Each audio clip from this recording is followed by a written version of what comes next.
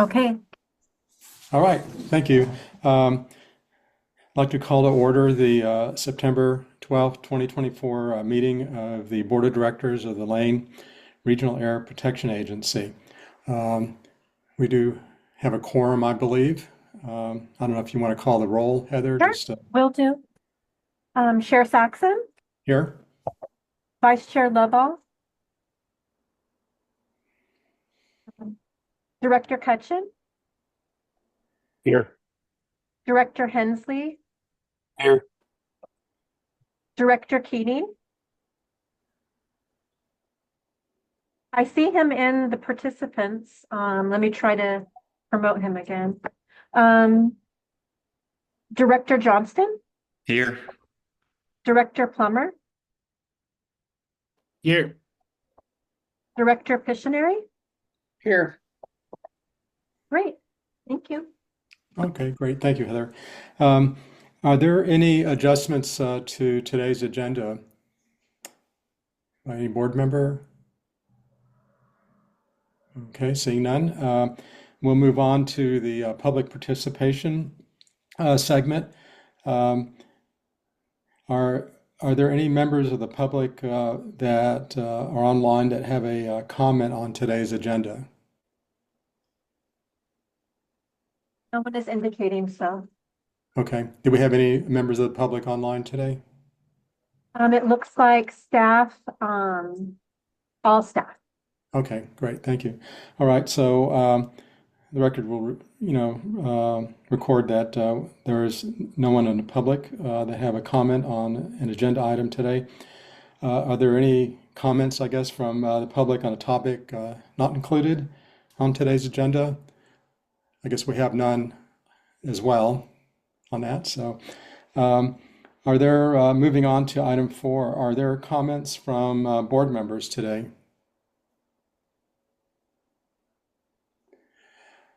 Well, I'd like to, Chair, just take a moment. Mike Fleck is not with us today.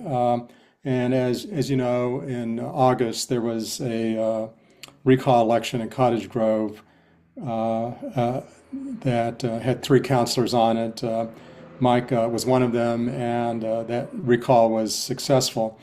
So unfortunately, I think for the LRAPA board, Mike is no longer a member of our group. I would like to just acknowledge his longtime service. I know it's been at least 10, maybe 15 years that Mike was a member of the board and had served in the past as chair.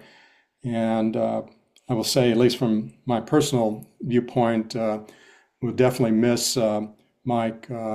He helped us a lot, especially on the financial aspects of looking at LRAPA's operations and things. So, would definitely be missed. And we will be giving him an acknowledgement, I guess, in form of a plaque here soon that Travis is working on.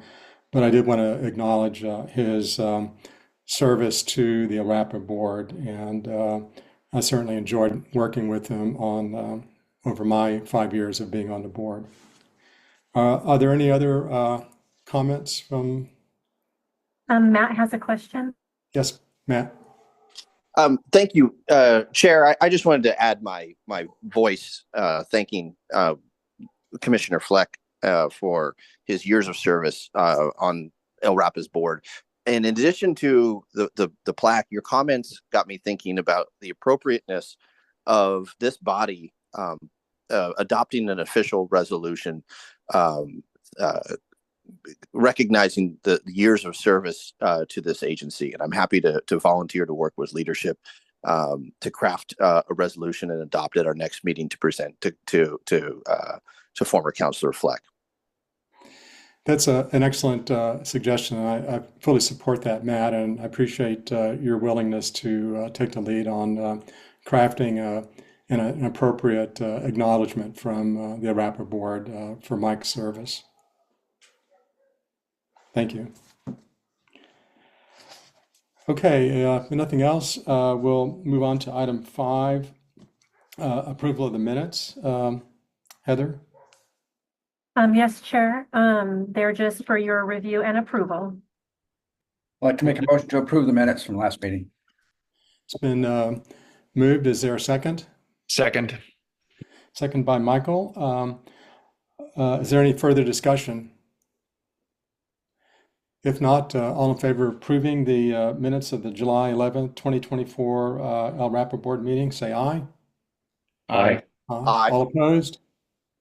Okay, passed unanimously. Next item on the agenda is approval of the financial report. I'd like to recognize Christina Ward. Hi there. It's a little bit odd that we're all doing this virtually, but here I am from my office and I'll try to walk you guys through the financials. I believe Heather's going to pull up the financial update on the screen for screen share any moment now. There we go. All right, it's kind of small, but it was also in your packets, so you should have it. I want to point out on this particular one, it's for June. I have updated on 9/5/24. I will tell you that we have not finished reconciling our bank statements and books for the year. So this is a preliminary report, and I will be updating it again and sharing it again in the next meeting, along with July's report. So I just wanted to point out the red updated on 9/5 so that when you see the new one next month, you will be able to tell the difference between which version you're looking at because it will have the new date on it. So this is the financial report to close out the 2024 fiscal year. And we talked last time we met about how we were going to be over budget in one category, and that's in our general fund. So it looks like we're going to be about 12% over budget in the general fund, but we are under in our other funds. So I am still waiting for the auditors to get back with me whether they had to actually go and research this question that I had about if we have a finding due to being over budget in any one of the funds or if it's consolidated with the whole group of funds together. If they are looking at it as a consolidated budget, we have not gone over budget on our, bottom line, but we have in our general fund. So just wanted to bring that to your attention. It's still an unknown. I'd like to take any questions anybody has about the June financials at this time, if you have any. Any board members have any questions? Christina, I have one. Howard, I have go ahead. my hand up. I'm sorry, I didn't Okay. see it. So my question, Christina, is you're saying we're over budget, et cetera, but I want to know why we're over budget and what caused that, and is that going to be an ongoing issue of being over budget, or what steps can we take today or tomorrow on how not to be over budget next time? That's my biggest concern is if we're doing something that's caused to go over budget, then we need to take steps to not allow that to happen. Right, I totally agree. So the categories that we were over budget this time mostly were revolving around the capital improvements. And when we did the budget alignment, or I'm sorry, my light just went off just a second. Well, I'll just be, oh, there we go. So when we did the budget amendment in March, which was before I got here, we just did not include, we didn't include enough of an amendment to cover our expenses. And my lack of experience with government budgeting led me to believe I thought we could only do an amendment once. I didn't realize we could do another amendment. So had I realized that, we would have done another amendment in a supplemental budget in May to cover the rest of the expenses. So that, I guess we chalk that up to the turnover in staff and my newness to this sector of financials. I don't believe we're going to run into that this year because we have a more solid budget that Susanna helped put together. Also, I now know that we can do supplemental budgets however many times we need to in order to get it correct. And as you know, a budget is just your best guess, right? So my plan is quarterly to review where we are on the budget compared to our actuals and try to make some predictions on how that's going to look throughout the rest of the year. And now we have our official numbers for the capital improvement project. We have our contractor selected and we know the expenses that are going to be incurred there. So if anything comes up like change orders to increase those expenses, we'll be able to talk about them as we go. And if we need to do a supplemental budget, we can do that well in advance. So I think the main reasons we went over in capital. We also went over in contracted services and legal fees. Those two categories kind of, especially the legal fees, are kind of hard to predict exactly what we're going to incur for the year, but we can do a better job seeing where we are each quarter and predicting the future quarters. I think we can do a better job with that this year. So, and then the final reason I would say would be staff turnover. It really impacted us in a negative way to have as much staff turnover in the financial department. But I'm here and I'm going to stay for the foreseeable future. So hopefully there's not any more turnover in the finance department and we can stay on track this year.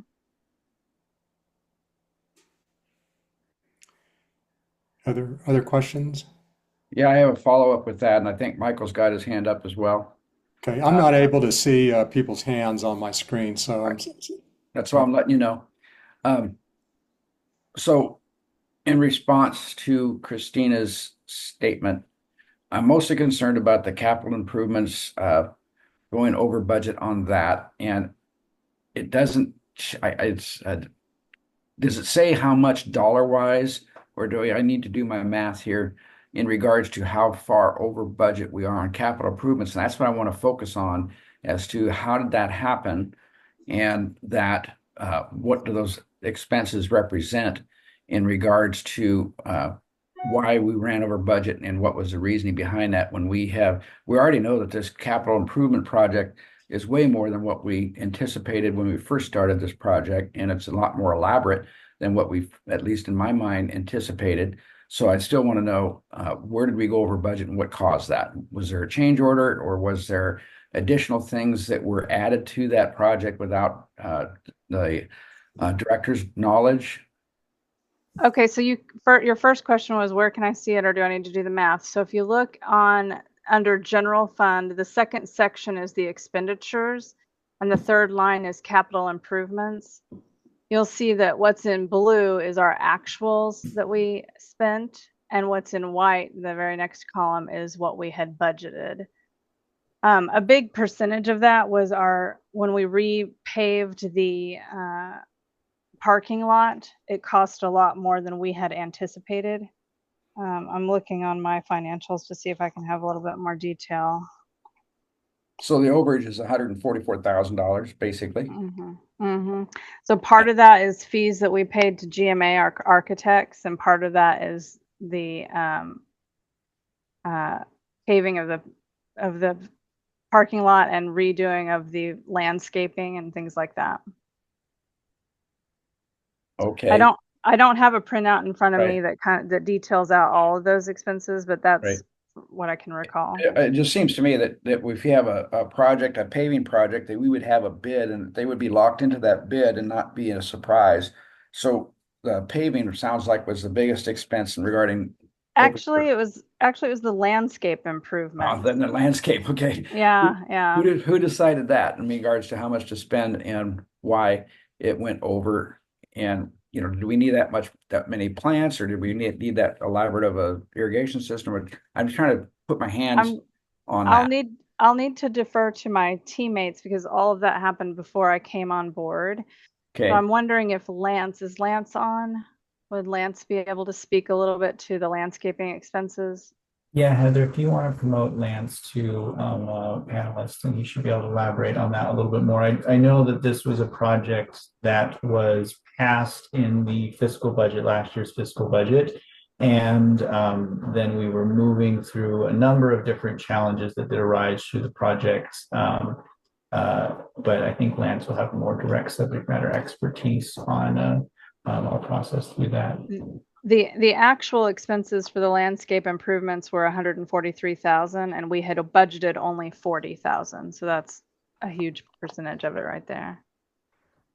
And this is Jared. I think a lot of that was, we talked about that in July as well, so it probably got lost a little bit, but most of the expenditures, I think, were through May, and then there was only about $22,000 added in June to that capital improvement and expenditures. But the overall budget was raised, which brought the percentage down, because in the last meeting, I think we were 252% over budget. So it looks a little better on paper at this point anyway.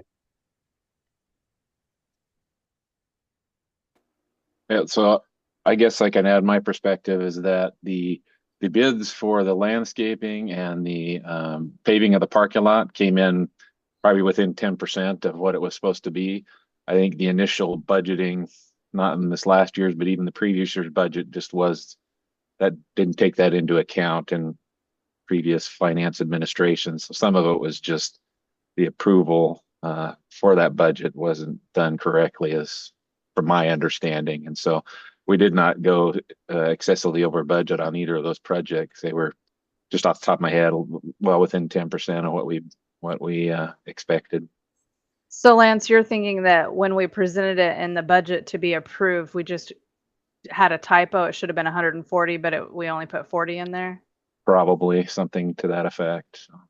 And I'll add to that, at least for the capital improvement projects that are currently underway, as we'll get to later in the agenda here, my approach is to have updates on our capital improvement projects on a monthly basis to the board as those are ongoing, and detailing what those change orders are and where they're coming from and what those specifics may be on the situation. So the board is much more in the loop on these conversations. So fast forward a year from now, whatever the financial status may be of budget or on budgets, these conversations feel familiar to the board as opposed to unique or new.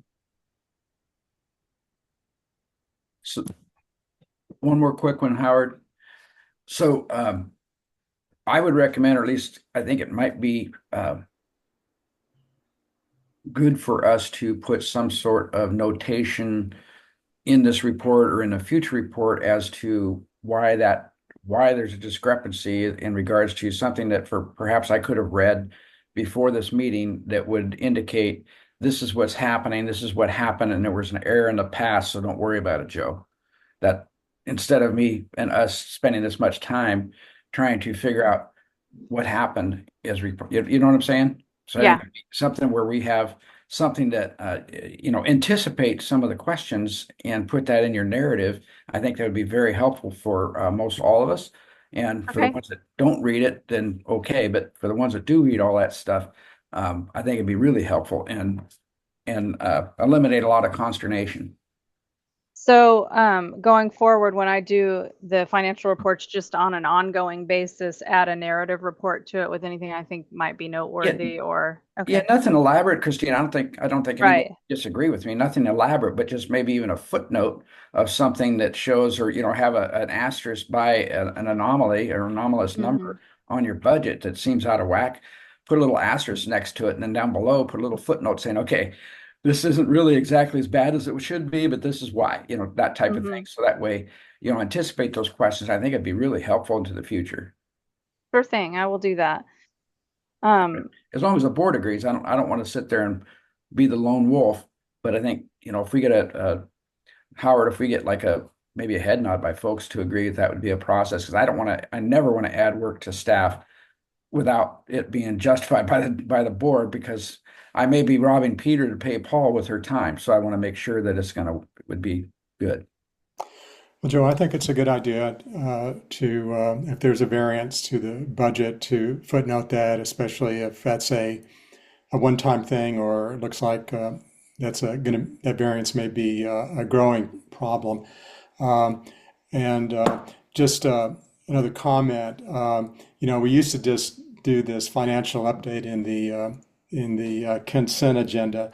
So I think this is very valuable to have this split out from the consent agenda so that we do spend a little bit of time looking at the budget, because that's one of the primary things, responsibility of this board is to, the financial aspects of LRAPA's operation. And so anyway, Joe, it's a good suggestion. And Travis, if you could make sure that we have that in our future financial updates, I think that'd be very beneficial and might make a discussion a little bit more efficient so that we can read it beforehand.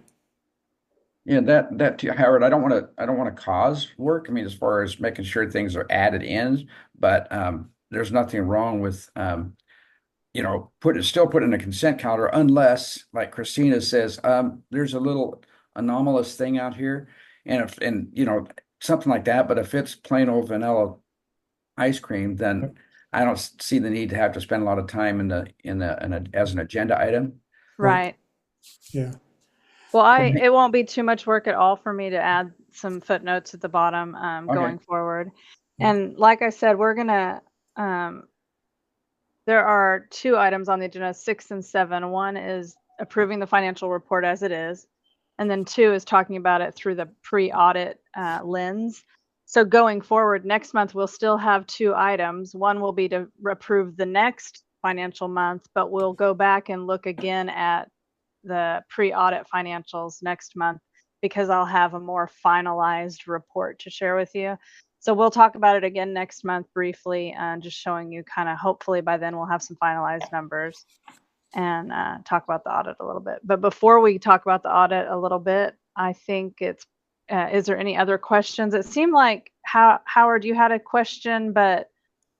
Well, I was just curious, you had stated earlier that if you looked at the overall budget of LRAPA, we were close to being on budget. And I guess my only comment was, well, that may be true, but is that also true if you split out those items that are fenced, like the Title V program or EPA grants? If you take those fenced items out, can you still make the statement that we're close to being on budget? Well, if I don't consider the grant funds or Title V, no. Well, we're under budget in Aerometrics as well, because we decided to close Aerometrics. So we ended up not using the full budget for the whole year. So, those items are fenced in. So to use that analogy. So if we're just looking at general fund, no, we are over budget. Okay. We're over budget by about 12%. And Okay. you can see that 12% overage in that second section where it says general fund net. Right above that, there's 112% that tells you what our total expenditures are compared to the budget. Right. Okay. Thank you. And you can see that in each section for that section's topic as well. Okay. Very good. That's helpful. Howard, I do have another question. Yeah, go ahead, Michael. If that's okay. So Of course.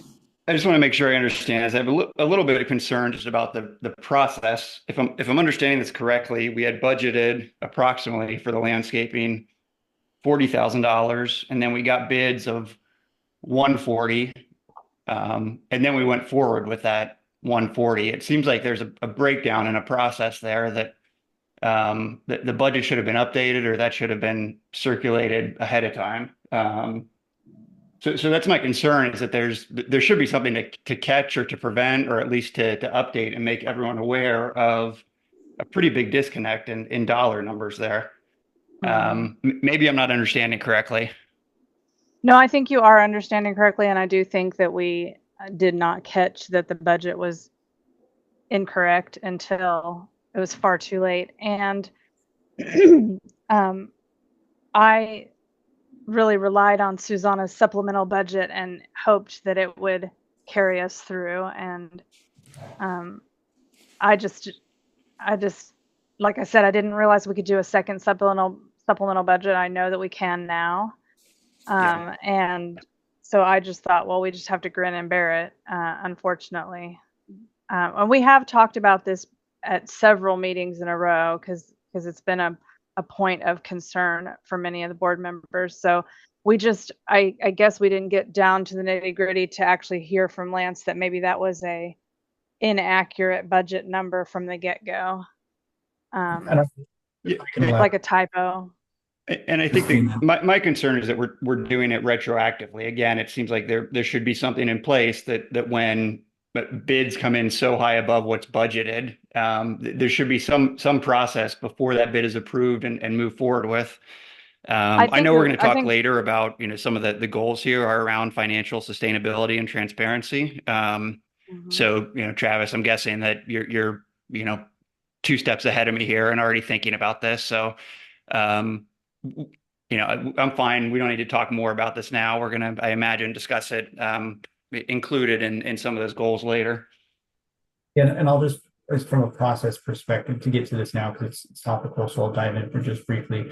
In the past, historically, LRAPA's financial approach to the budget had been exclusively with the financial manager, and kind of kept in that silo, as where the process moving forward is us as managers, be it Lance, Matt, who we'll introduce here in a little bit, our new public affairs project manager, or Max from the operations department, are much more involved in that budget process, understanding what the budget is, what is set for them, and then that way able to recognize that, okay, what has been allocated for this project, we're running into a wall here pretty fast. And so that communication internally was not taking place in a healthy way. And my intent, we're already making improvements on this, is to improve that internal communication. So when we recognize these instances, we're able to then course correct, and if needed, rise it to the attention of the board for some review and then some direction to be provided from there. Yeah, that's great. And my concern is not that the budget is wrong. As Christy, the only thing about a budget is that it is wrong, right? It's never going to be exact. The concern is when those discrepancies do arise, that there's a process for addressing them and elevating them as appropriate. So absolutely. Okay, one of the additional things that we're adding to our processes that was not happening before is, as an effort to break down the silo, is Travis and I will be meeting quarterly to review all of the financials. So not just the capital, but actually looking line item by line item and making sure that things look in line with what we thought they would. And if we see a big discrepancy, we can be more prepared to address it than we have been in the past. Okay, thank you. Thank you. Are there any other questions or discussion? If not, I would entertain a motion to approve the financial report. I'd like to make a motion to approve the financial report. Okay, thank you, Joe. Second? Second. Okay. Thanks, Dylan. Moved and second to approve the financial report. If there's no further discussion, I'll call for the vote. All in favor, say aye. Aye. Aye. All opposed? Okay, thank you, Christina. And I guess you're up next again. Yeah, this will be really short because I already kind of touched on it, talking about the budget overage. But we have not started the audit yet. We are still in pre-audit territory, and we're looking at. Well, let me back up. During the transitions of financial staff at LRAPA, we had discontinued doing our bank reconciliations for several months. So when I got here in March, we were already working with a CPA. His name is Eric Kaitola. He has also done some work with some of the city municipalities around, and so his name is well known by some people in those circles. But he is still working through helping us get our reconciliations all in order for fiscal year 2024. So we're not ready to move forward with the audit. And I will actually be asking the auditors if we can push our audit back. We were supposed to do it the second week of October, but I don't think we're going to be ready. So I'm going to reach out to them today to push that back. And so just wanted to make everyone aware of that we're kind of behind schedule on the audit. The only major findings that I'm going to be aware of right now are that we are over budget in the general fund category, if in fact that is a finding. Like I said, the auditors were looking into whether they will be looking at the consolidated budget, like as it's prepared for the LB1, or if they're looking at the details for each fund for the finding. So hopefully, I'm hopeful that it won't be a finding actually, but we'll just have to wait and see. And then trying to think if there's anything else I need to update you about the audit. Does anybody have any questions about the audit? We are going to be using Eisler once again this year. The lead auditor on our account his name is Gatlin. I can't remember his last name off the top of my head. And I actually worked with him previously when I worked for Siuslaw Watershed Council. And so we know each other through that interaction and have a good rapport. So I'm feeling, comfortable with our audit team and ready to move forward. I'll take any questions about the audit from Brian. I see your hand is up. Thanks, Christina. Yeah, just to check in, even if it's our actual event is delayed with the auditor's visit, as long as we make that December 31st timeline, we should be good with the Secretary of State. Is that correct? That's correct. Yes, that's the way I understand it. Thank you. So we need to do the audit early enough so that the auditors can do all of their reporting, right? So even when they come on site or virtually or however we're going to do it this year, they'll be here for a week or 2 weeks, asking staff questions and pulling records and things like that. And when they finish that, they still have to go back and do a bunch of work at their desks, compiling the reports and things like that. So it's not like they come for the week and it's over. It's kind of like they come for a week and then it just begins. So we want to leave enough cushion that we can get everything, the bows tied and everything completed well in advance of December 31st. Just a process question. Does the board approve the audit report, or is it Yes. So in my nonprofit sector experience, the board does approve the auditor's report. And we have, in my nonprofit experience, we would have the auditors give a presentation at a board meeting to discuss the findings and answer any questions, that kind of stuff. I am assuming that is the same here with the government body. Have you guys always had a presentation from the auditors? Yes, and we normally don't meet in December, so I'm a little concerned about the timeline. Do you think that will happen at the November meeting? I see the concern. I'm afraid it won't be ready by the November meeting. I don't think they'll be done with all their work. So we can do, I need to put my thinking cap on about that. I don't expect an answer, but just aware that we normally don't meet in December, and then we start getting into the year-end holidays. So, well, I think a special meeting in January would be perfect, Howard. Yeah, and a long one in January. But we need to submit our audit on the government Joe is portal. saying that because I think he is rotating off, so he's setting us up for extra work or something, I think. I see, Joe. Well, we do need to do it before the December 31st deadline to upload the audit on the government website for our single audit. So we would want to have it approved or accepted by the board before December 31st. So I will push the auditors however much I can to get it done by our November meeting. Okay. Well, let us know. Okay. We have Christina. Sorry, go ahead, Frank. Yeah, I believe that the the auditor is going to submit it preliminary to us even approving it, because it's their work.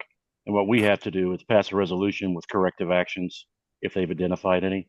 So I'm not sure that we're too concerned, but you can double check with the auditors on the December due date. I don't believe we have to have approved it by then. Okay. Yeah. Okay. Yeah, that's a good point. So we may be able to do the presentation in January, as Joe jokingly stated.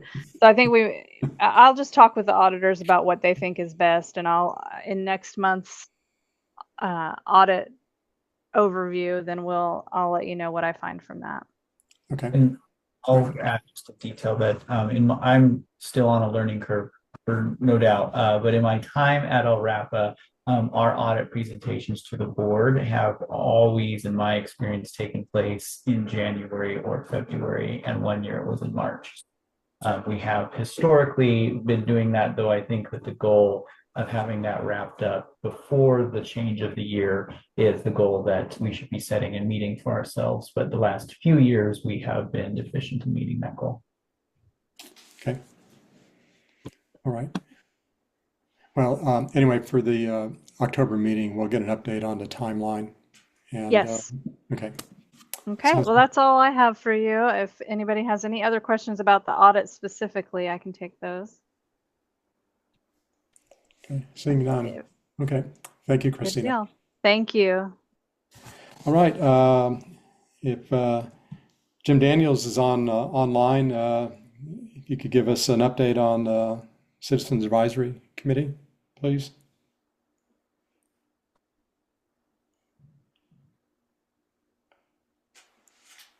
Okay. Is he on? Jim is on. I just don't think he's promoted to be able to speak. He's here. I see you, Jim. Yep. Can you hear me though? It's a little quiet. Okay, well, I'll speak up. Yep. That's good. Okay, so our last meeting was in July, like you, we had August off. And in the July meeting, we discussed our input on LRAPA's strategic goals.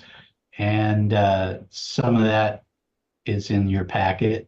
So if you have any questions about that, I could answer that now.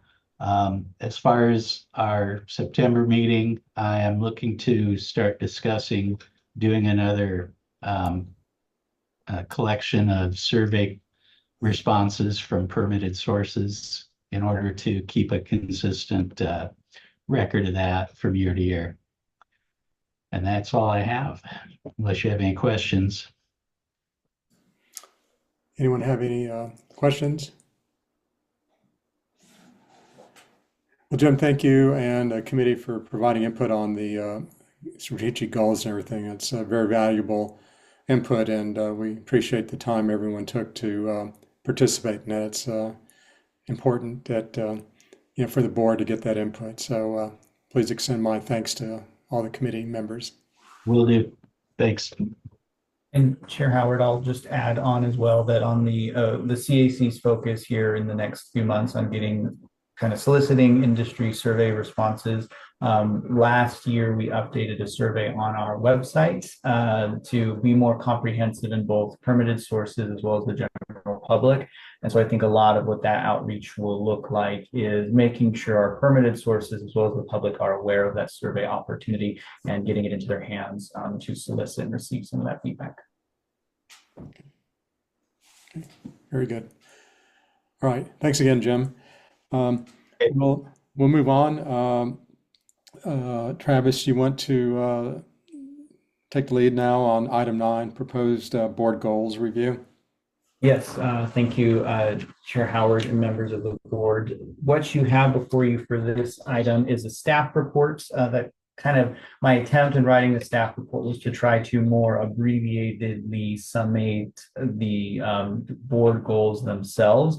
But I think the benefit is really focusing more on the board goals directly. Heather, if you don't mind sharing the screen and not the staff report, but if we just go right into the goals themselves, I think that could be helpful. And I'll just talk through these goals. It'll be a bit of a monologue. So please, I'll be looking for hands if there's some questions as I'm going, and we can pause to talk about that. But here I'm going to just walk through the goals themselves. Strategically, my approach was to divide goals into two different camps. The first being sustained goals, and then the second being accelerated goals. And here my thought process was essentially the sustained goals is what I envision as encompassing the standard work that LRAPA does anytime throughout the year, which is down to a lot of our regulating of the permitted facilities, monitoring air quality and analyzing it, public outreach and education and public health campaigns, as well as being a good partner in interagency coordination. So those are our sustained items that we should always be working on and trying to achieve. And then the accelerated goals are items that more ideally in kind of a year or so, we'd be able to move through the accelerated goals and accomplish them with more intense focus and direction from the board and a little bit more resources. So on the sustained goals, that first goal is regulatory compliance, permitting, and industrial emissions management. And this connects to our work to implement the Clean Air Act and ensure we're meeting the national ambient air quality standards and other health-based benchmarks under the Clean Air Act. And that comes through our indirect source permitting, review, conformity findings of transportation plans, updating emission inventories for criteria pollutants, and developing and maintaining a state implementation plan. So yeah, if you keep going down, next page, the top of the next page there. Thank you, Heather. And then the items kind of, or letters B through N is a lot, there's some technical jargon in here, but this is effectively from a regulatory perspective, getting the sources, understanding their processes and what their goals are, crafting a permit that, if followed, will meet all of the regulatory rules and regulations applicable to their work. This encompasses that work, essentially A through L. One of the points to point out, though specifically is J, which is to operate an asbestos program. And the asbestos program for LRAPA is a pretty big program. It's only one line item there, but I just wanted to point out that I'm not trying to undermine or de-emphasize the asbestos program, as it is pretty big and robust, but that is something that is included under this goal. We also implement our outdoor burn letter permit program for different types of burns. That's under one of our titles, Title 48, and then implementing our targeted airshed grant because that is a national ambient air quality standard. The next that I have is our regional air monitoring and analysis. So this comes down to our role under the Clean Air Act to make sure that we're collecting enough data so we can objectively tell to the state of Oregon, as well as to the federal government, that we are meeting those health-based standards set by the EPA. And really that work through through K is the culmination of what that work looks like and what those expectations should be. Moving on to goal 3 is public health protection and air quality education. So this is where there's a lot of public outreach and public engagement and public education on air quality issues fall under this, as well as some of our programming to help to protect air quality, like our wintertime homewood heating advisory program, such as the green, yellow, red days on when it's good to use a wood stove versus when it's not.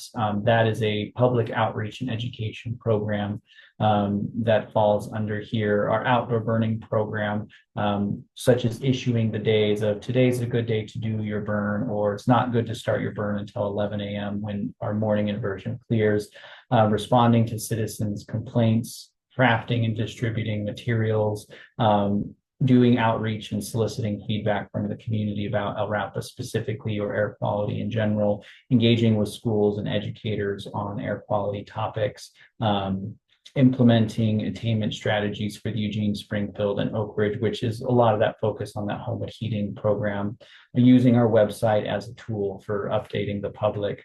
communicating frequently to our stakeholders, carrying out our seasonal intermittent programs. Some of that I think is wildfire. Other that is our homeless heating program and outdoor burning, which does have a seasonal variance. Ozone season also has some seasonal variance. Trying to make more of a consideration of what environmental justice is to LRAPA and what our actions are to address or to implement environmental justice initiatives, and continue to educate the public on best practices for using their wood stoves in the Oak Ridge West Fir region. That is all of the Goal 3 public health protection. Goal 4, partnerships and interagency coordination. So this is how we are being a good partner across Lane County and across the states, and engaging on our work with others to many hands make short work kind of idea. So any sort of transportation conformity, being engaged in those processes. Listed under B are some the Lane Regional Climate Collaborative, which is a grant seeking group here in Lane County to seek some of the federal money coming out of the Inflation Reduction Act. Northwest Air Quality Communicators, remaining engaged with them, as well as NACA. Supporting local governments to curtail and prevent pollution, consulting with federal agencies on projects that they have and any sort of information or work that they need from us, and making sure that we are engaging with DEQ on legislative engagements for budget requests in upcoming long sessions. And the list goes on through N of other stakeholders and relationships that we should be focusing on and fostering. So those are the standard sort of work that LRAPA should be focusing on and doing on an ongoing basis. That will always be a goal. And then the accelerated goals is where a lot more of the feedback from my sitting down with board members on our one-on-ones, as well as some of the feedback from the Citizen Advisory Committee starts to show up. So for the accelerated goals, we talked on this already, but yes, financial sustainability and transparency. I have a lot of appreciation and expression of thanks for Christina as someone who came into LRAPA's financial space, where in the course of under 12 months, we had 3 different financial managers running the finance program, and having to come in and untie all of those different styles from the 3 hands that held it has been a challenge. And so really focusing on that work and bringing more transparency to the board. And what that looks like is developing and implementing an updated cost allocation model for the organization. If Mike Fleck was here, he would say that, yes, this was one of my talking points. So that's something that I agree is really helpful, would be helpful and needed for the organization. So having a good sense of what our cost allocation model is it going to work? What improvements need to take place, and how can we implement that or begin implementing that? Reviewing and updating our financial management practices and reporting. As an example, like recognizing that there's a dollar limit in my contract with the board. If I'm being reimbursed for travel or any item like that, I have to bring that before the board to seek permission before that reimbursement can take place. So that's a financial policy that we need to have established and understood. And what other financial policies exist that we need to make sure is at the forefront of our brain, and increasing the board's involvement, regulatory involvement and awareness of annual fee increases set by rule. This came out of a discussion we had earlier this summer, and the plan is to have a board agenda item where we're reviewing what the upcoming increase in fees are by rule, and provide the board an opportunity to be aware of that, while at the same time providing a place for any interested party, such as a regulated entity, coming to the board to provide comment to the board about that agenda item that is on the agenda for the day for that meeting in the spring. So that way there's more connection with the board and discussion about what our fees are and what is taking place. Enhance wildfire smoke preparedness. This is a goal because wildfire smoke continues to be the most common form of air pollution here in Lane County. And at the moment, there's no set funding that LRAPA can look to and say, this is support that we receive to engage specifically on wildfire smoke. Despite that, though, I still think that engaging on wildfire smoke is very important. Talking about the health consequences of wildfire smoke, as well as looking for funding to bring in more support for this work is important. That's what that goal has there. And Joe, I see your hands up.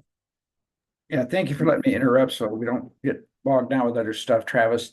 So I got, I understand that wildfires are definitely in the forefront recently, especially, but I'm looking at too is looking at whose responsibility is this part, where should that be landing more heavily upon, as opposed to LRAPA trying to pick up the ball that someone else should be carrying, such as ODF and those state agencies should be, because it's a state issue and maybe potentially on federal forest lands, a federal issue, working with them directly, saying, okay, and they've got, I've been in their fire camps and they've got a whole cadre of PIOs that should be doing this exact same thing.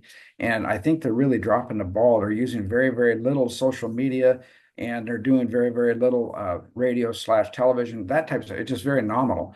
And I think that our efforts should be placing pressure on those folks who are paid to do that and they're budgeted to do that, as opposed to us trying to create some sort of financing for our own program in regards to wildfires when it's not really even our ballywick. You know what I'm saying? Yeah, thanks, Joe. I appreciate that perspective, and I agree that there are resources available that LRAPA can make full use of. As an example of us making use of resources that are not our own, is when we have local wildfires, we will have what's called an air resource advisor, who is essentially assigned to a fire, and then they issue air quality forecasts around that fire for regions.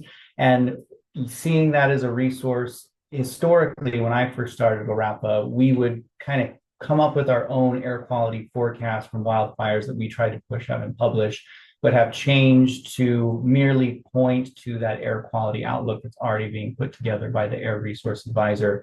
And I see LRAPA's stake in wildfire smoke as really just a promoting and making sure people are aware of the data that we have from our monitors across the region. So that engagement is air quality is bad because our monitors are saying it's bad. And then here are some public health recommendations of what actions or behavior changes align well with that current air quality, and making sure that that outreach and that communication is being paid is where I see our real small slice, the wildfire pie, so to speak.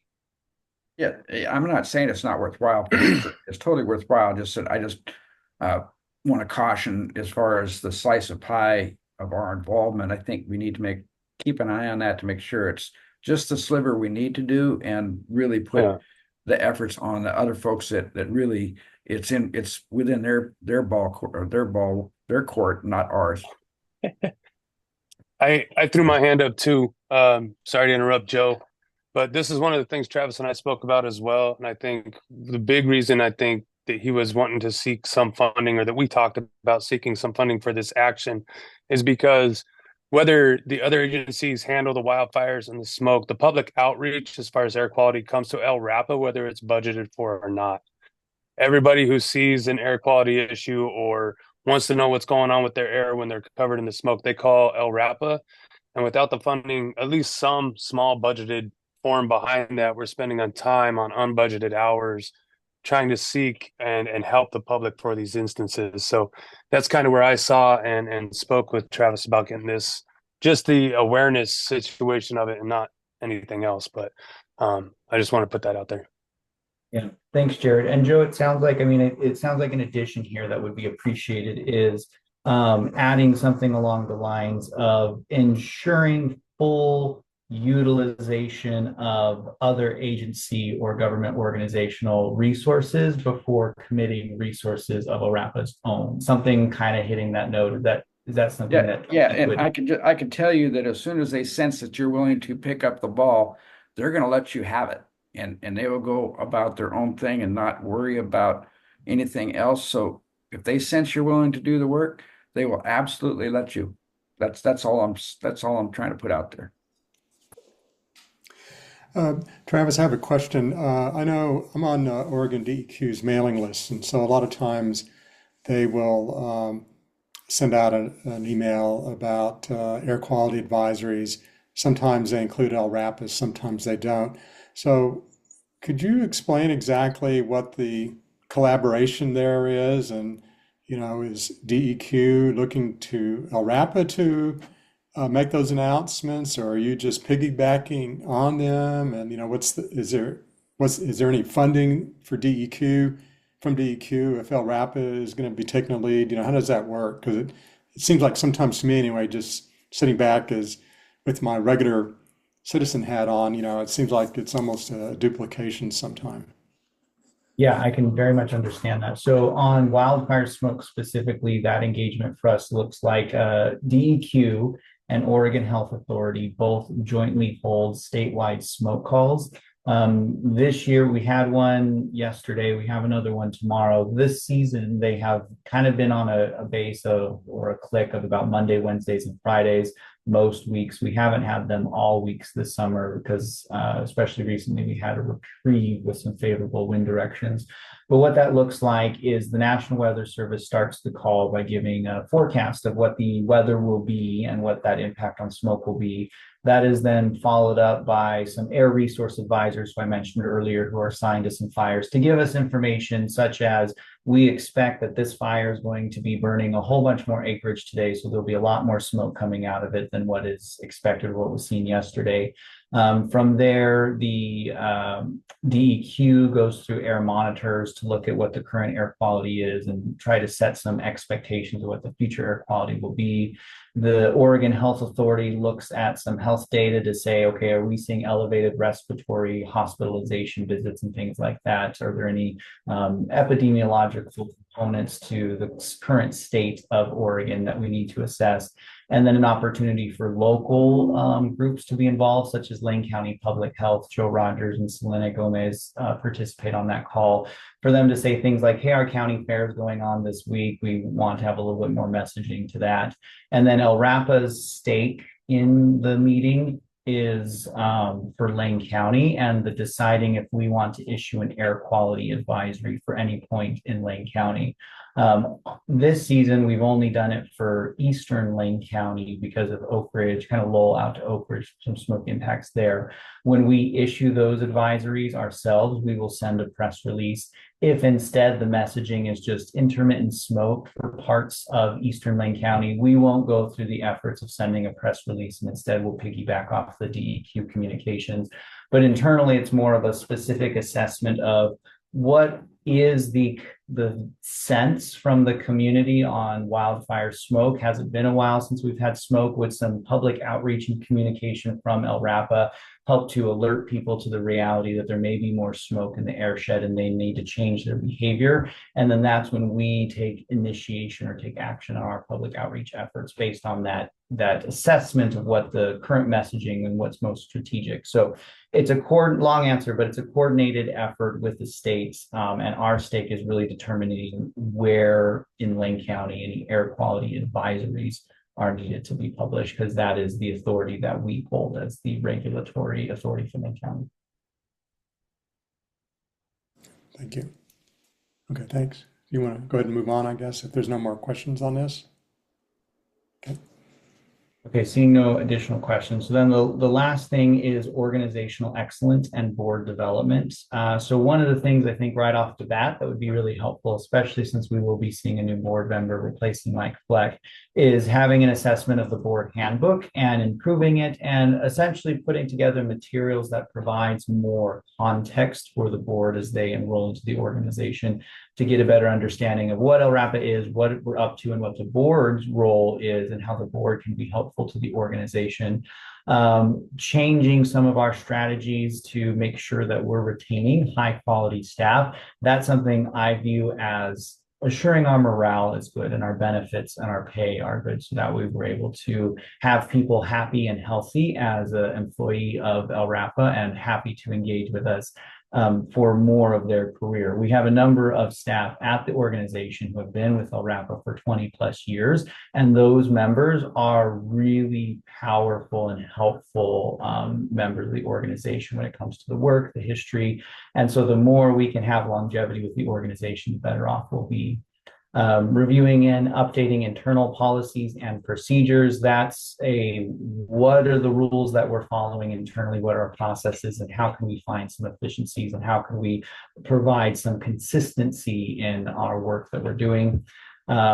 Developing and implementing a new efficient file organization retention policy. That comes from me growing into or stepping into prior administration's organizational structure and finding logic that doesn't work with my logic. So wanting to improve those structures so that way logically they make sense to myself and others across the organization.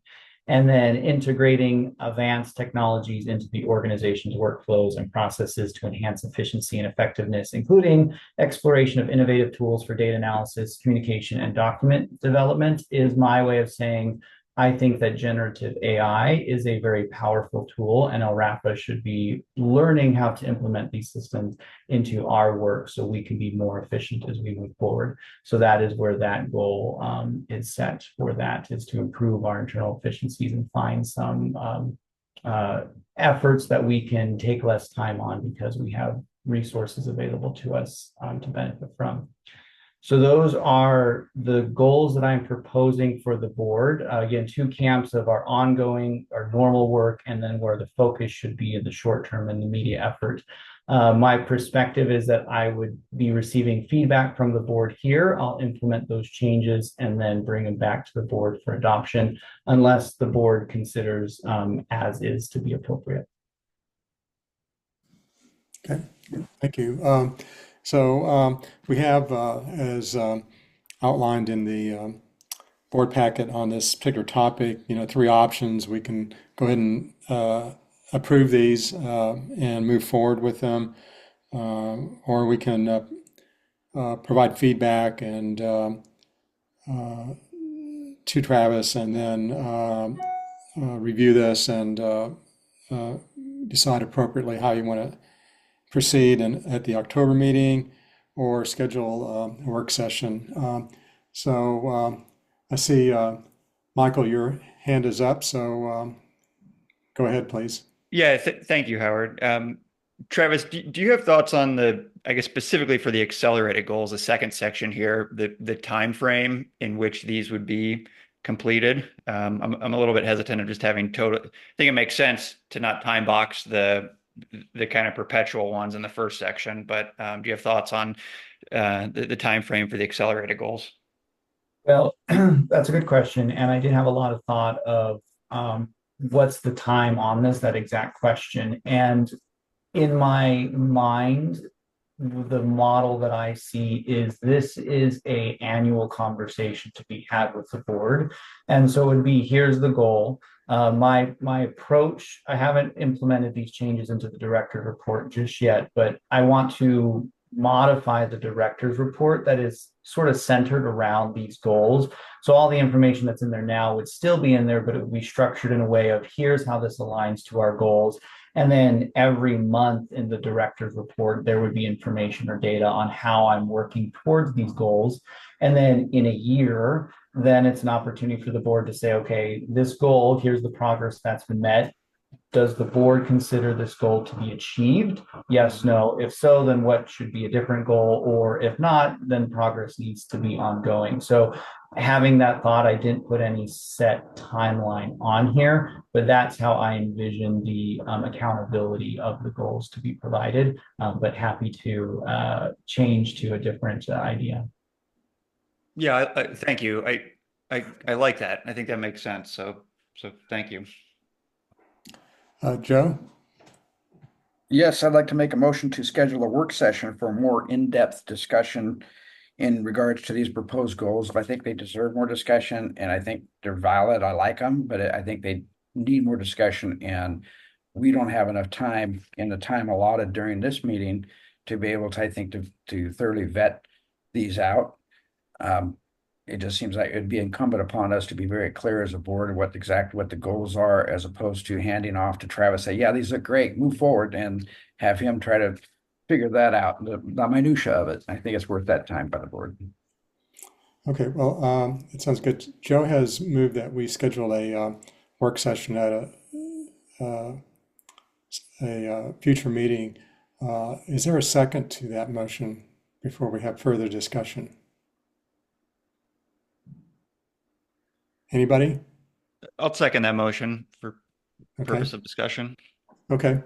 All right. It's been moved by Joe and seconded by Michael that we schedule a work session.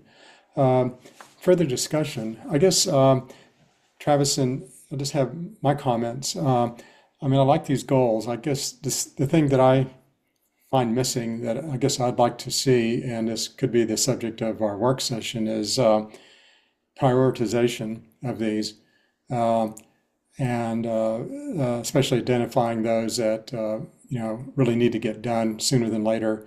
Some of these are longer term, some in some cases even aspirational. And I'd also like to just see some self-imposed deadlines on when we'd like to see some of these accomplished. I mean, some of these I think you can do a little easier, setting a due date, if you will, as opposed to some of the others that may be a little more aspirational. So maybe during a work session, we could maybe explore that a little bit, or certainly explore it and be ready to discuss it if we decide to have a work session. I think already that feedback's valued. Yeah. Any other comments from anybody? Discussion.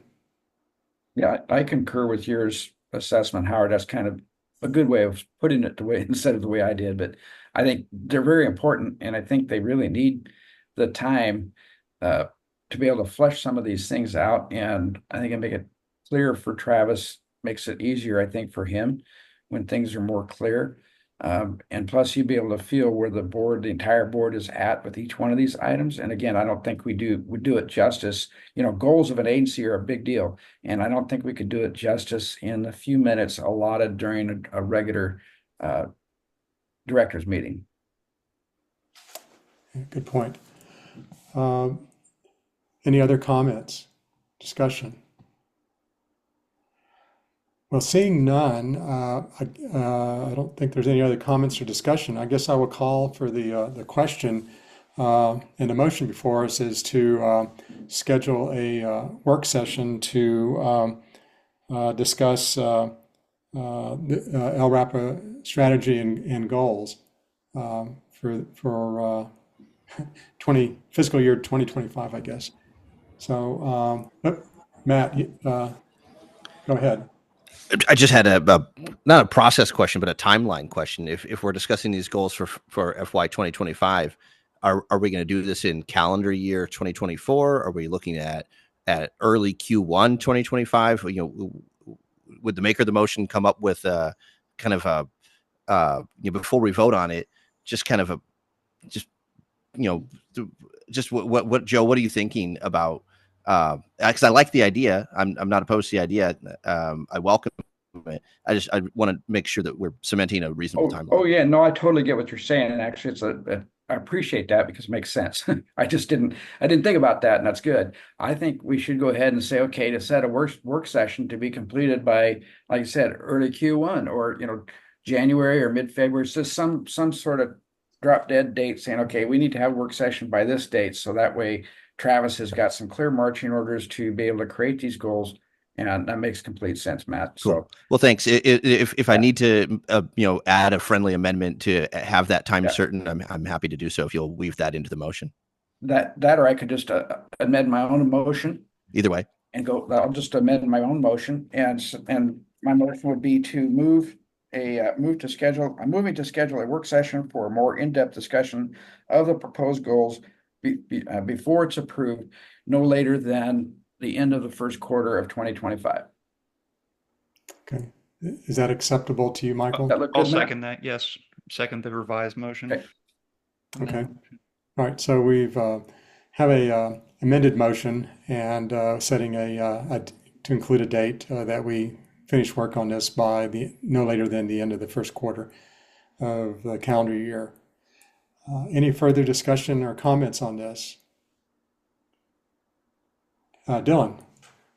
Yeah, I guess I just have a question for Travis, and just that will kind of, I guess, the uncertainty about not having approved kind of goals, potentially at least 3 months into the new year, is that going to like impede any of your work? I guess I just would like to hear kind of your response to that, because I don't want to create barriers to you being able to do your job with that timeline.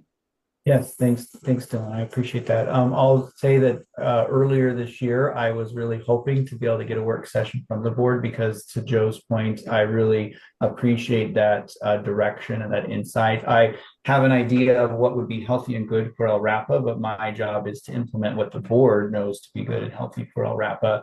I would say that the goals that are listed here, it seemed like the consensus, just by consensus, is these all seem to be agreeable and good things to look on. We just want to provide more nuance.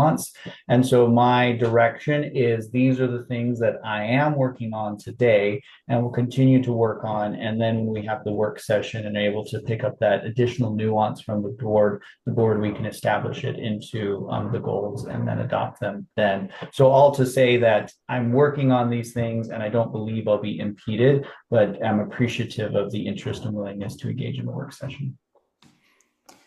Yeah, from my standpoint, I'd certainly like to push this along and not wait till, February or March, So, I think it's important to try to get start working on this a little bit more detailed, and, Travis, I know you've taken note of the comments and, try to work toward a work session, no later than maybe like January or something like that. And don't get me wrong, Howard, on that motion, it's not, I'm just saying it's before the end of that first quarter, and I would Right. certainly appreciate it early in the Yeah. first quarter, but I'd hate to have to sit there and box it in and say, Right. we can't predict the future. I wish I could, or I'd be doing better on my bets with the NFL. But that being said, I think that was a wise comment from Matt, in that I think too, that I don't want to box ourselves in because we don't know what will hit the fan potentially the beginning of the year and push this back, and still have the room to do that. But I would prefer it be done in January for sure. Okay. Noted. Thank you. Matt, do you have another comment? I do hear everything that's been said. Travis, could you just remind me what the timeline for the Cottage Grove check-in and appointment is in 2025? So the Cottage Grove has said that they expect to have their full set of city councilors in the start of the new year. I offered to them to come and give a presentation to the city council, especially if they have new members, to provide helpful context of what LRAPA is and what our mission is. So that way they, as a council, can be more informed on deciding who will take that seat. Right. So in January, presumably they will be convening for the first time. If in January they're at a place where they're ready to appoint our board member, I don't have clarity to that right now. Okay. I know you brought it up at the top of this meeting, so sorry to make you repeat yourself, but I do think it would be helpful when we do this work session that there's a full complement. But as my colleagues have expressed, the earlier in 2025, the better for the agency. And so I'm just hoping that we land in a sweet spot in which we have a full complement of representation. Yeah, and Joe will be rotating off too. I'm not really rotating. Springfield to. I'm not really rotating, but I do have, but my replacement person will be on board, as there shouldn't be a smooth transition without a skip. So okay, it's all good. All right, thank you. Okay, any other comments? Okay, seeing none. Does everybody need everybody understand the motion? I think so. So without further ado, all those in favor, say aye. Aye. Aye. Opposed? Okay, thank you. A good discussion, and thanks, Joe and Matt and Dylan and Michael. Good comments to you all. Okay, let's move on to the partner dues engagement. Travis. Yes, thank you, Howard, members of the board. So this is a informational item. I wanted to, I should start by noting actually a mistake that one of our staff, Robbie Robinson, pointed out to me this morning. So thank you, Robbie, and I apologize for this mistake. But on the dues that are owed from each partner, Springfield and Eugene are swapped. I have Springfield listed as 92,000 and Eugene listed as 33,700. Those should actually be reversed from one another. So that was a mistake. We'll update that. And so the information that is on our website is accurate and reflects that accordingly. So that was my mistake. But we're fine with it if Joe's fine with it, Travis. We're not fine with it. They have larger sources in Springfield, don't they? Okay, No. let's stay on track. Stay on track. Yeah.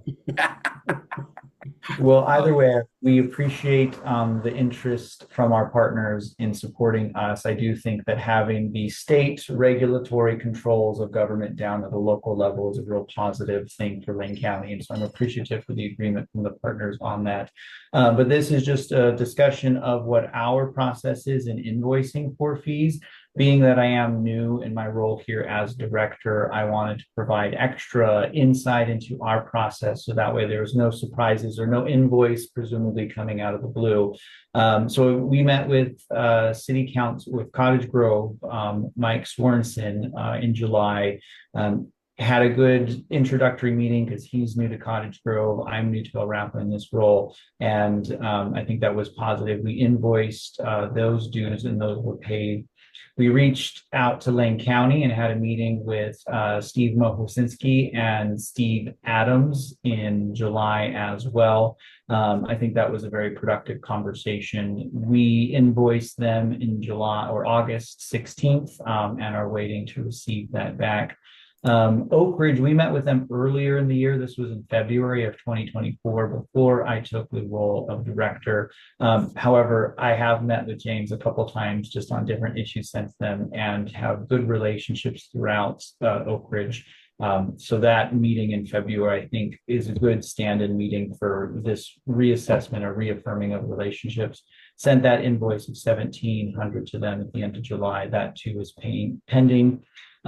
We have reached out to Nancy Newton in July. However, I will say that we have been plugged in with her and Neil, thanks in part to Matt Sorensen. I'll introduce you and get to the director's report. And we're actually meeting with them tomorrow to go through the process of I'm new. I want to affirm our relationships, talk about how LRAPA can be of service to Lane County, and then make them aware that we'll be invoicing them for the dues and ask about how we want to handle the budget planning and due process.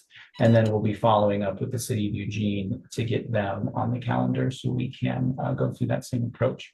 So that's just a share out of my efforts and actions on affirming relationships with our partners, as well as getting dues settled and beginning that sort of consistent flow of the annual conversation that we'll be having with our partners. Any comments? Travis, I appreciate you doing that, especially as a lot of our partner agencies are finding themselves in some difficult financial decisions these days. So I think anything that you can do to make the case of the importance of LRAPA and protecting public health and all that, I think is a really good thing to do. So I appreciate anyway the assertive outreach that you're doing. I think it'd be very beneficial. Thanks, Howard. And some added context for the board as well. It's really important to us that our partner dues are maintained and, if able, to be growing with the increase to cost. We have a maintenance of effort requirement on some of our federal funding. So we receive money from the EPA to do the work of implementing the Clean Air Act, but we have to show to the EPA how much money we have spent and where that money is coming from non-federal locations.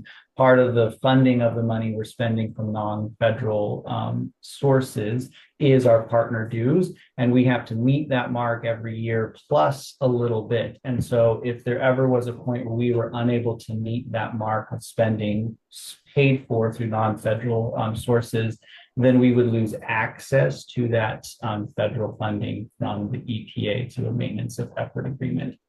So just wanting to take a moment to highlight that for the board, and that's where partner dues are really vital in us meeting that requirement.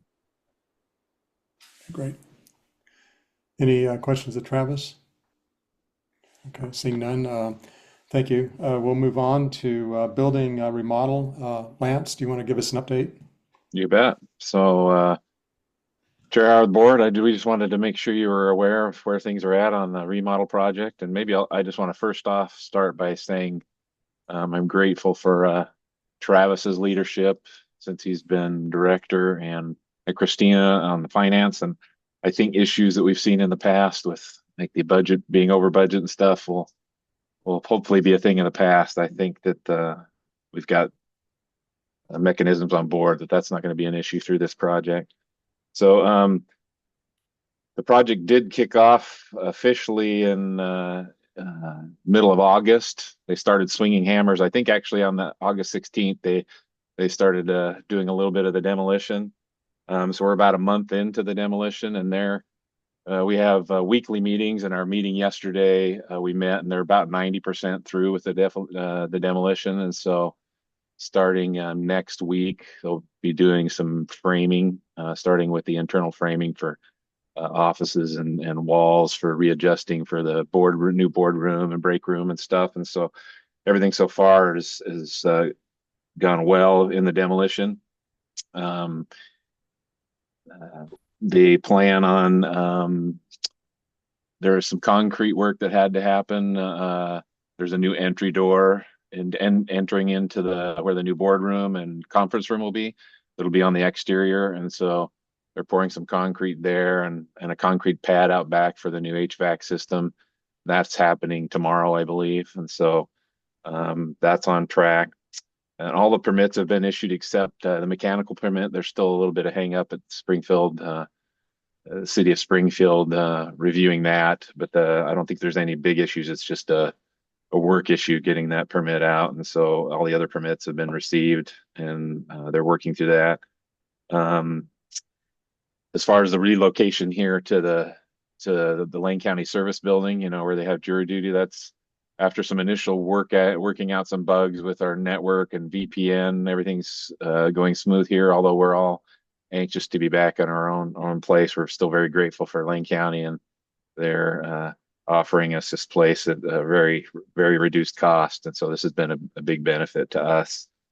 We're starting to begin the discussions with the office world, which will provide cubicles and some of the office furniture. We're getting details on that, where they're located, locations so electrical services can be put in where those need to be put in, and looking at costs so we can make sure that we stay within budget. And then as far as some of the challenges, there have been some issues during the demolition. That's kind of in conversations with our contractor, where they do find things that are unexpected when you start tearing stuff apart on an old building. But they've been pretty minimal initially. And we've also have worked with the contractor very closely. They've been great to work with so far. And we've actually found some areas to get some credit back. And so far, all the changes that have happened have kind of been a wash as far as budgetary concerns. Hopefully it stays that way. You just never know. But so far, no big major hiccups have happened in the demolition. And then by next week, all the demolition should be done. And like I mentioned, they'll start doing some framing. They'll start doing some initial electrical work, doing initial work for the ceiling and some of those other pieces that will kind of tie everything together. And we're still on track to meet our deadline of kind of being back in there by February of next year at the latest. So far we're on track. I don't know if there's any questions or concerns that you've had after just kind of looking over the staff report, but I'm up for them. Chair Howard, I mentioned some photos announced the board, send for questions to share pictures taken of them. Anybody have any questions? Okay, well, it's good news. Things are moving along. No big surprises. So that's always reassuring, especially on a remodel. Right. So, yep. And Chair Howard, if I can, I'll share my screen here briefly just to go through. I have about 9 photos that I'll just pass by. So this is when you first walk into the office. I'm really optimistic that our low hanging lights that we did have now will be thinner LED lights, which will help to keep the place feel much more expansive than it is.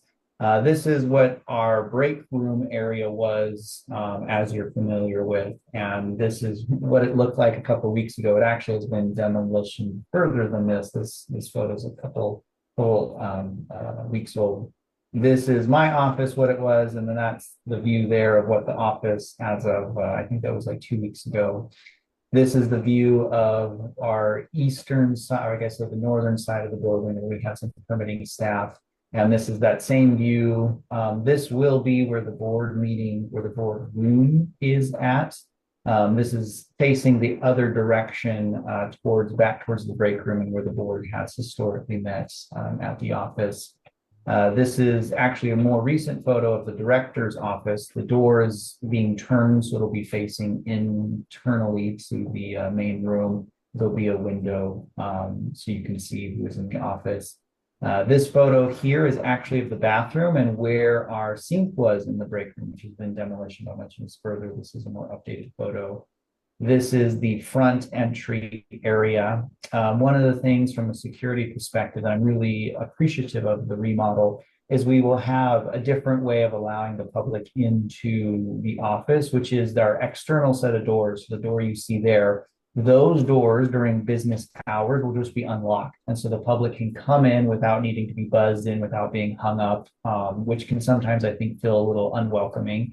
They'll be able to step in. There'll be a service window where we are able to engage with them, as well as an interior set of closed or locked doors for a safety component. So we'll be able to better service the community while also assuring that we have safe conditions at the office.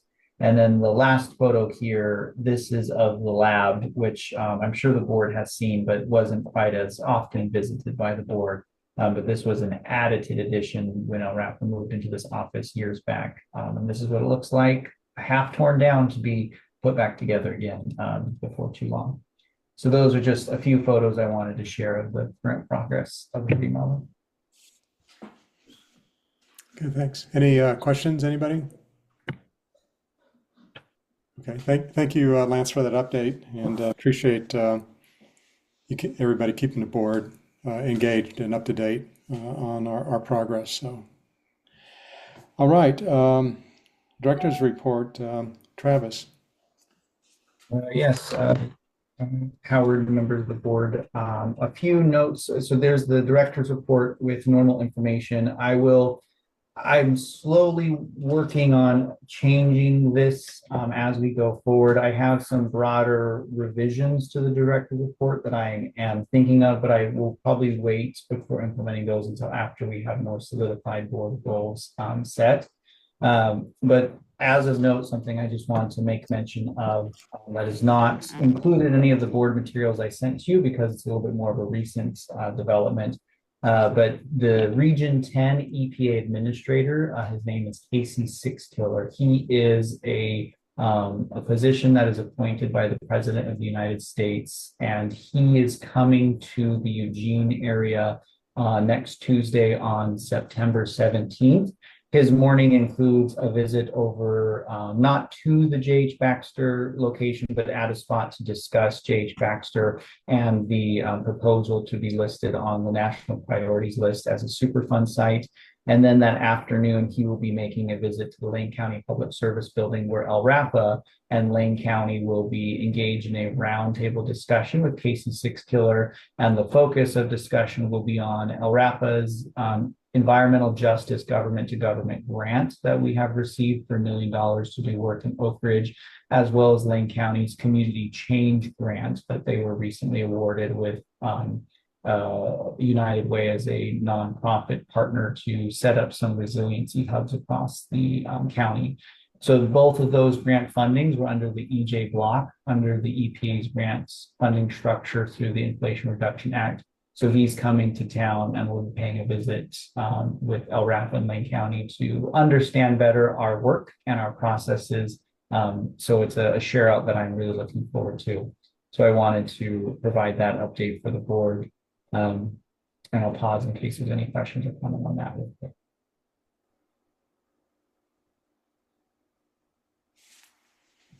Matt?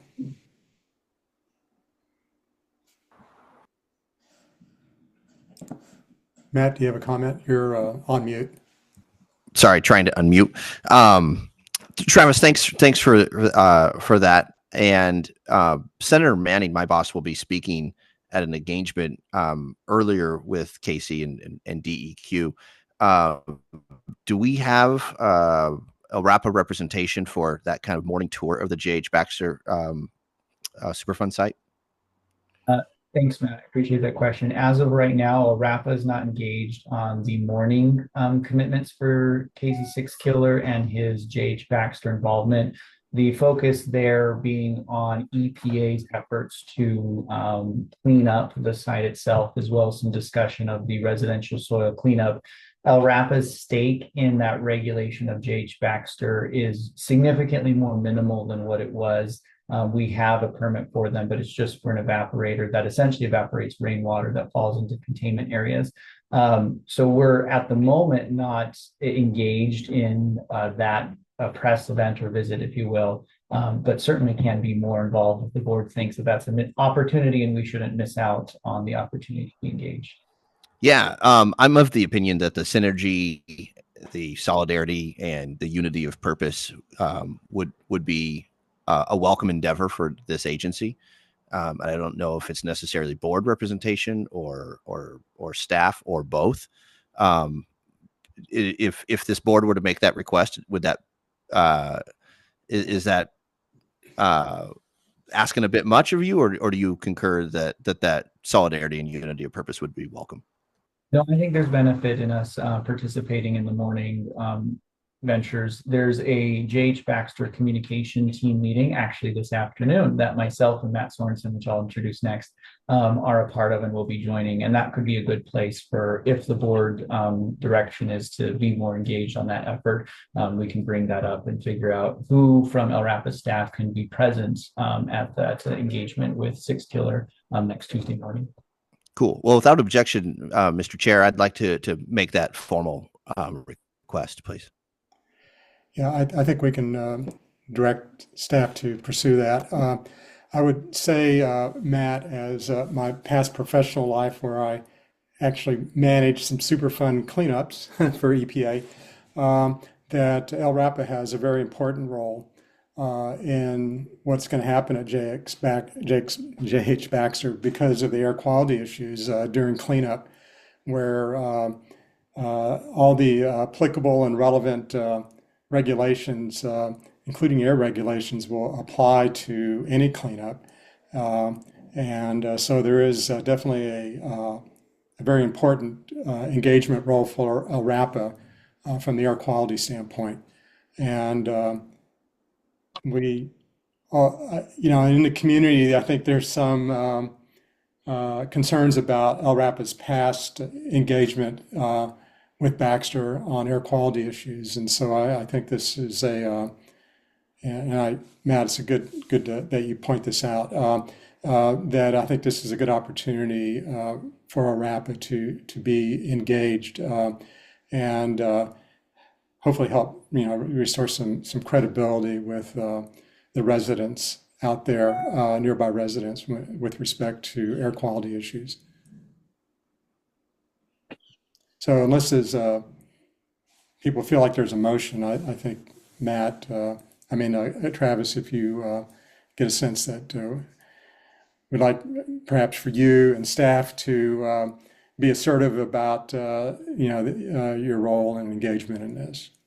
Yeah, we can at the comms team meeting today indicate that we're of an interest in attending and having a presence there, and we'll make that happen. Okay. Because air issues are going to be, I mean, there's obviously a lot of groundwater and soil contamination, but air issues are going to be important, especially during cleanup, especially in fugitive emissions when they're hauling stuff out of there for disposal or treatment. It's a big deal. And I'll briefly mention we are in communication with the EPA and what they're doing. As an example, we were made aware that last week they were removing some of the ammonia from one of their tanks with an FYI that ammonia is very easily noted in the air. It doesn't take a lot before people really pick up the odor. And so those types of communication between EPA and LRAPA are ongoing. But in this effort, we will be for sure. Okay. All right. Anything else in the directors? Well, there's some more comments. Dylan, or I'll get Joe because he has to leave here in a minute. Joe? Yes, thank you. So I'm okay with us being involved, et cetera, but it caused me pause when you said, Howard, to be assertive. I don't think that we need to be there and be an assertive party. I think we need to participate and listen and watch for things that would potentially cause us concern. But I don't think LRAPA should be in the front pedestal, being assertive, engaged in that type of communications and conversations regarding a different agency and J.H. Baxter. So I would just I get where you're coming from, but I don't want staff. I don't think I would like to have staff with the marching orders of being assertive. So I think what I tried to say is assertive as far as making sure that EPA and others understand and realize that there's a role for LRAPA as the local air quality regulatory agency, and don't forget about the agency. And that's what I was trying to get at. So I don't think LRAPA is going to have any kind of a lead role in this, but it's certainly at a minimum it should be a consultative role. As a local agency. Dylan. Yeah, I was just going to voice my strong support for that. I think that the community in West Eugene, I think, has long felt, ignored and overlooked around J.H. Baxter. And I think it's really important that they see LRAPA as, being involved and engaged and being like a point of contact for those folks as this process is moving forward and as issues finally being, dealt with in a meaningful way. So yeah, just strongly agree. I think it's great if LRAPA is engaged with that event and moving forward. Okay, thank you. Any other comments on the Baxter issue? Seeing none. Travis, do you have anything else you want to report?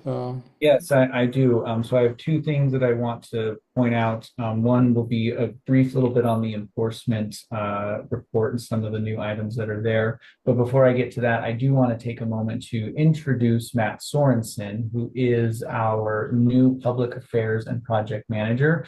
Matt joins us replacing my prior role, and his background, he comes from the executive director of the Boys and Girls Club here in Eugene, as well as executive leadership with the Boys and Girls Club hired to Eugene.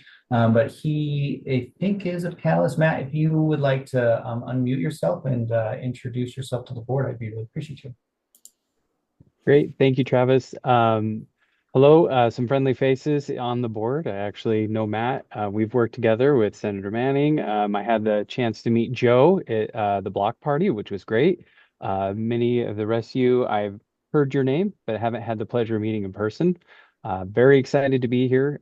Really enjoy working for Travis and the team here at LRAPA. And I look forward to kind of working on with you all to continue to drive the mission here at our agency. So thank you very much. Nice to meet you. Yeah, welcome aboard. And I'll just say that I did when Matt joined.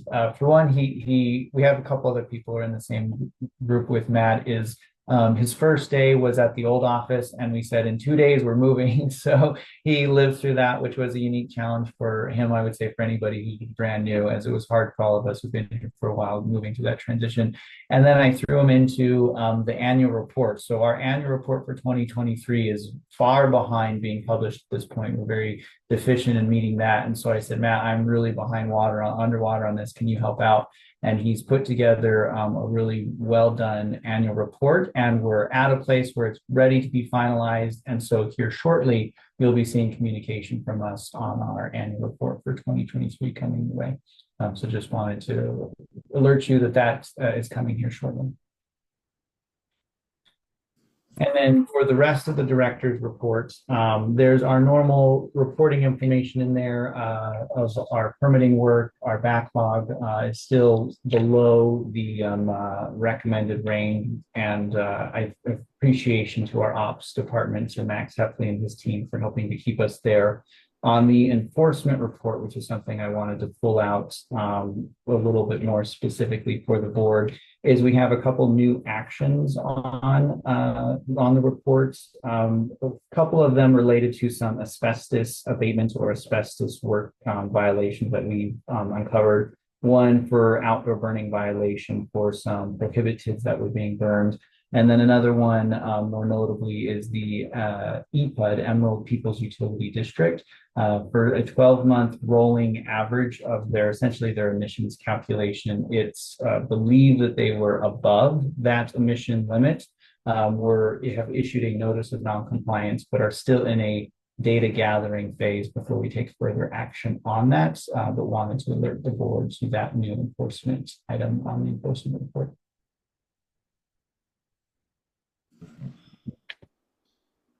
And no discussion for that, but beyond that, for the director's report, that's all I have for them. Any questions for Travis? I know you guys have been busy. I just think in the last few days I saw 2 public notices on permits, so cranking them out. Yeah. Yes, we had actually 3 just yesterday or 2 days ago, and we have next week a couple more coming down the line as well. Yeah, good. Okay, anything else for Travis? Well, that's the end of our agenda. Is anybody have any last minute things they want to ask or mention on any of the agenda topics that we discussed today?